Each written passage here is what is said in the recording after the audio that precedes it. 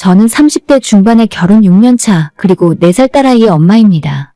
저희 부부는 남편과 둘이 맞벌이를 하고 있고 부부가 일하러 나간 사이에 4살 아이 케어는 전적으로 친정엄마가 담당해주고 있어요.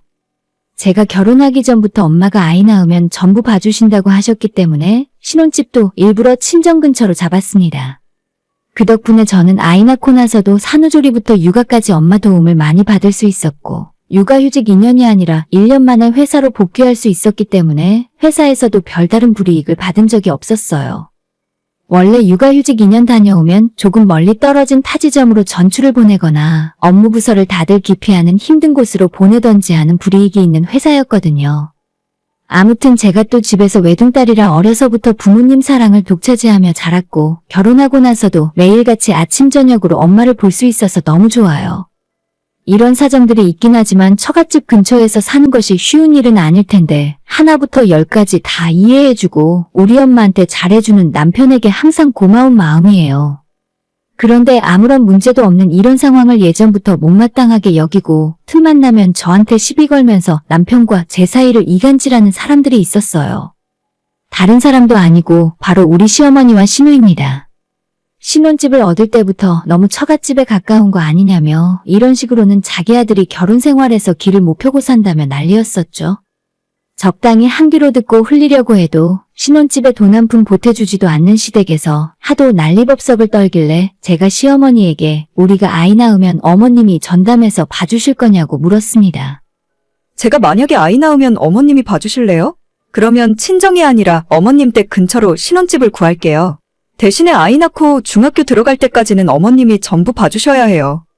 그랬더니 어머님께서 한다는 소리가 예전부터 허리가 아프고 무릎 수술을 한 적도 있어서 아이를 오래 안아주지 못해서 못 본데나 어쩐데나 이래저래 핑계가 길긴 했지만 결국엔 아이 봐주기 싫다는 소리였어요.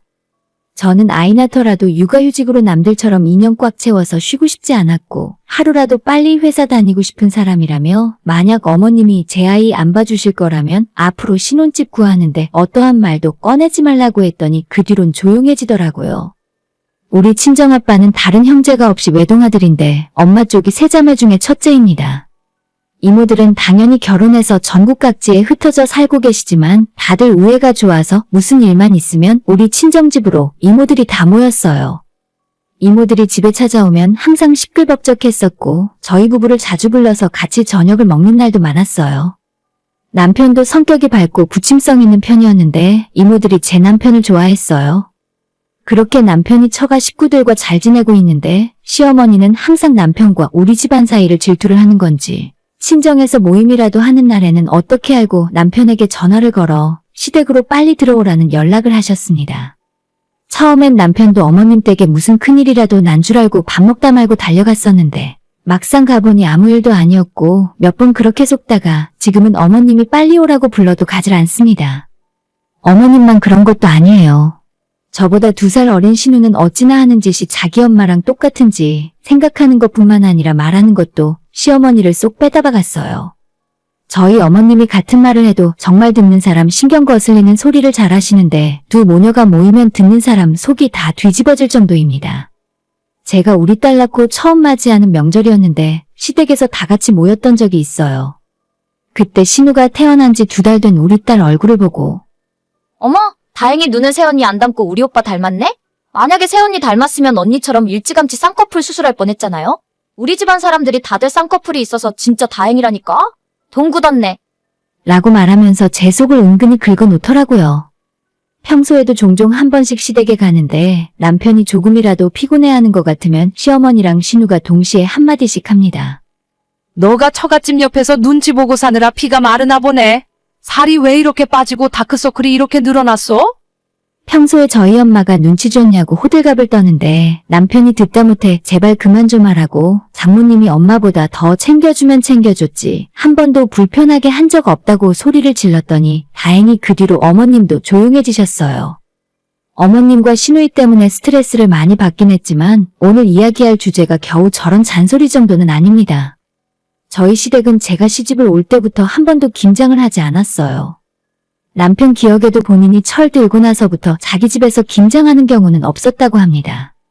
예전 할머니, 할아버지 다 살아계실 때는 시골에서 다 같이 김장을 했다고 하는데 어머님이 집안 살림을 전부 맡게 된 뒤로는 제사도 전부 없애버리고 김장도 하지 않기로 하셨다네요. 사실 시어머님이 음식 솜씨도 별로 안 좋고 남편의 외할머니 댁에서 김장을 하면 그거 받아다가 먹던지 아니면 다 마트에서 사다 먹었대요. 그나마 몇 년 전에 외할머님이 돌아가신 이후로는 우리 시댁에서 김장은 아예 사라진 문화가 되어버렸습니다. 김치는 그때그때 대기업 제품으로 마트에서 사 먹고 가끔 어머님이 겉절이 정도는 만들어 드시는 것 같은데 그마저도 귀찮아서 잘 안 해 드셨어요. 반면에 제 친정집은 예전부터 겨울이 되면 엄마랑 이모들이 저희 집에 다 같이 모여서 김장을 했기 때문에 그런 모습들이 아주 익숙했고 저도 학창시절부터 엄마 옆에서 김장하는 걸 도와가며 자라와서 이제는 혼자서도 어느 정도는 할 줄 압니다. 하지만 시댁이 김장을 안 한다고 해서 이상하게 생각하지 않았고 친정이 김장을 매년 한다고 해서 우리 집이 특별하게 대단하다고 생각하는 점도 없습니다. 그냥 요즘 세상에 김치를 해먹던 사다 먹던 그건 개인의 취향이라 생각해요. 다들 바쁘게 사는 사람들이고 예전처럼 온 식구들이 모여서 김장하는 것도 결코 쉬운 일이 아니니까요. 아마 우리 집도 엄마랑 이모들이 이 정도로 사이가 좋지 않았다면 진작에 엄마도 김장을 그만하시거나 저희 식구 먹을 것만 조금 담궈서 먹었겠죠. 결혼한 사촌동생들까지 모두 7식구의 김장을 하다 보니 겨울만 되면 친정에는 절인 배추가 산더미처럼 쌓여 있습니다. 이제는 이런 모습이 저와 우리 집에선 일상이 되어버렸고 6년째 사위로 살고 있는 우리 남편도 김장철만 되면 같이 도와서 한 사람 몫을 다했습니다. 너무 많은 양이라서 하루로는 김장을 끝낼 수도 없고 엄마는 보통 목요일부터 재료 준비를 시작하세요. 이모들도 김장 때는 모든 일을 뒤로하고 찾아오시고 저와 남편도 토요일 아침부터 달라붙어서 다 같이 돕기 때문에 간신히 주말이 가기 전까지 일을 끝낼 수 있습니다. 김장 담그는 일이 보통 힘든 것이 아닌 걸 알아서 우리도 그냥 사다 먹을까 생각도 해본 적이 있었지만 도저히 김치 맛은 포기가 안 되더라고요. 외할머니부터 내려오는 우리 집안의 김치 맛이 얼마나 좋은지 마트에서 사 먹는 김치랑은 비교 자체가 안 됩니다. 다 같이 모여서 한바탕 김장을 하고 나면 배추김치는 물론이고 깍두기와 파김치, 물김치에 동치미까지 온 식구별로 다 나눠서 갖게 되는데 저희 집 김치 냉장고에 꽉꽉 채워두고 나면 부자가 된 것처럼 마음이 뿌듯합니다. 처음에는 김장을 하고 나면 제 나름대로 시댁 챙긴다고 배추김치 몇 포기랑 파김치, 동치미 가져다가 시댁에 맛 좀 보시라고 몇 번 가져다 드린 적이 있었어요. 그런데 언제 한번 김장김치를 들고 어머님 댁에 갔더니 마침 신우도 함께 있더라고요.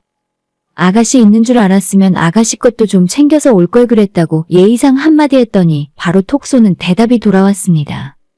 김장이요? 요즘 세상에도 김장하는 사람들이 있나? 신우의 말에 시어머니까지 옆에서 한마디를 거들었습니다. 그러게 말이야. 그냥 마트에서 사다 먹으면 되는데 나는 가져달라고 한 적 없는데 굳이 저렇게 싸들고 온다. 좋은 마음에 맛 좀 보시라고 챙겨드린 건데 눈앞에서 저도 좋은 소리 못 듣고 났더니 솔직히 부하가 치밀어 오르더군요. 그래서 저도 그 다음부터는 절대로 배추 한 쪼가리 안 가져다 줬습니다.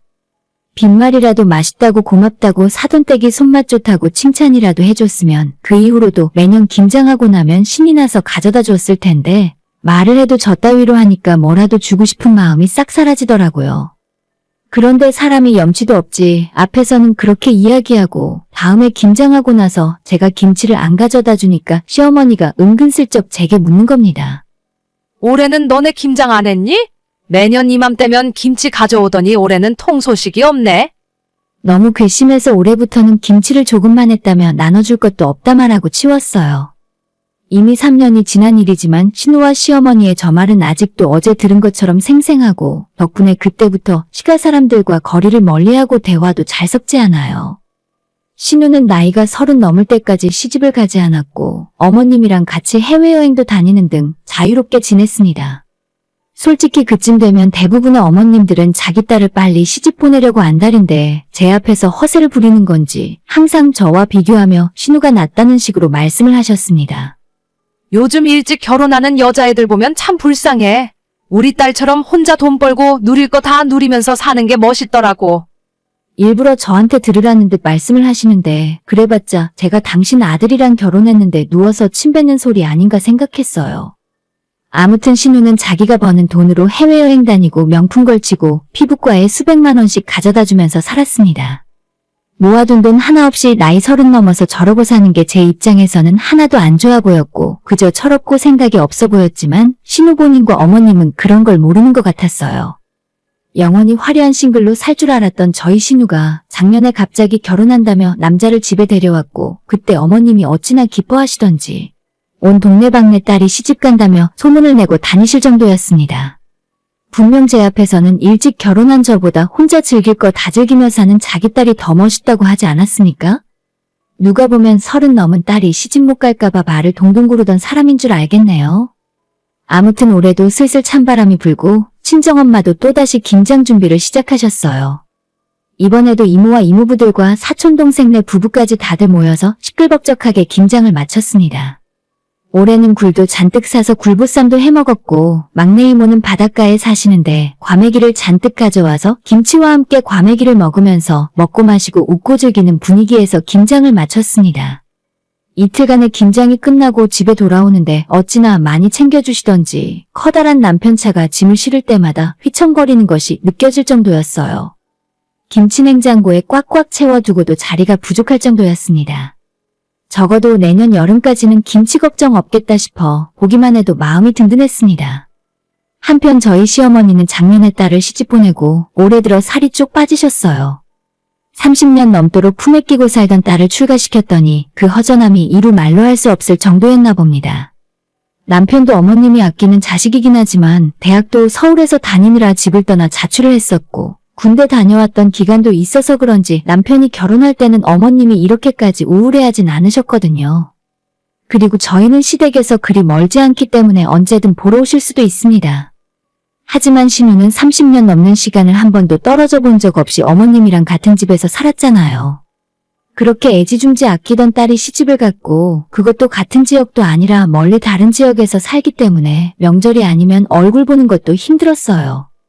아버님은 원래 집안에서 성격이 무뚝뚝하고 가족보다 친구들 만나러 밖에만 나돌아다니셔서 어머님과 시간을 거의 보내지 않으시더라고요. 시어머니 입장에서 같이 외식을 하러 갈 사람도 없어졌고 이제는 영화를 같이 보러 갈 사람도 없어서 예전보다 훨씬 우울해하셨습니다. 그래서 그런지 최근에는 입맛이 없다면서 살이 눈에 띄게 빠지셨어요.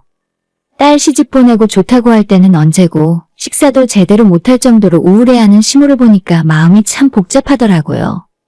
그런데 어머님이 며칠 전에 갑자기 한밤중에 전화를 하시더니 저희 엄마 김치랑 동치미가 먹고 싶다 하시는 겁니다.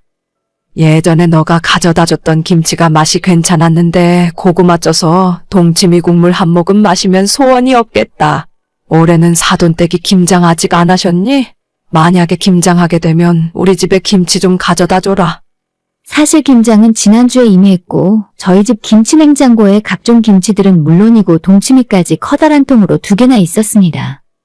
그거 좀 가져다 드린다고 해서 티가 나지도 않을 정도지만 그때 딱 예전에 어머님이 신우와 함께 저를 비웃었던 모습이 떠오르더라고요. 아니요, 올해는 김장 안 하실 것 같아요.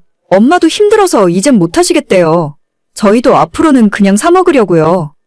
그랬더니 어머님이 세상 기운 없는 목소리로 그럼 그 동치미는 어디서 구할 수 있냐며 자기가 돈이라도 줄 테니 너희 엄마한테 동치미라도 만들어 달라고 하면 안 되냐고 하는 겁니다.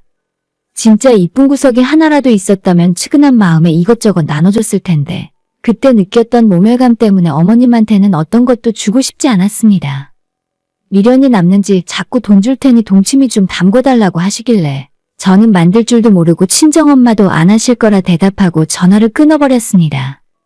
어머님과 한참을 전화로 떠들고 있었더니 남편이 무슨 일 때문에 그러냐 묻더라고요. 솔직히 말하면 남편이 화를 낼까봐 망설이다가 차라리 남편에게 싫은 소리 듣더라도 친정김치만큼은 절대 못 나눠준다는 생각으로 사실대로 다 이야기했습니다. 어머님이 김치랑 동치미 좀 나눠달라고 하셨고 나는 예전에 어머님이랑 신우에게 이런 소리까지 들었기 때문에 절대 나눠줄 수 없다고 말했어요. 사실 남편이 자기 엄마 불쌍하다며 저보고 매정하다 욕해도 할 말 없었지만 의외로 저한테 잘했다 하더라고요. 그래, 하나도 주지 마. 우리 엄마는 옛날부터 그랬어. 누가 뭘 챙겨줘도 고마운 줄 모르기 때문에 안 줘도 돼. 시어머니는 요즘도 미련이 남는지 종종 한 번씩 물어보세요. 진짜 김장 안 하냐고 너희 어머니가 안 하면 너라도 해야 하는 거 아니냐면서 마치 맡겨놓은 김치를 내놓으라는 식으로 말씀을 하시더라고요.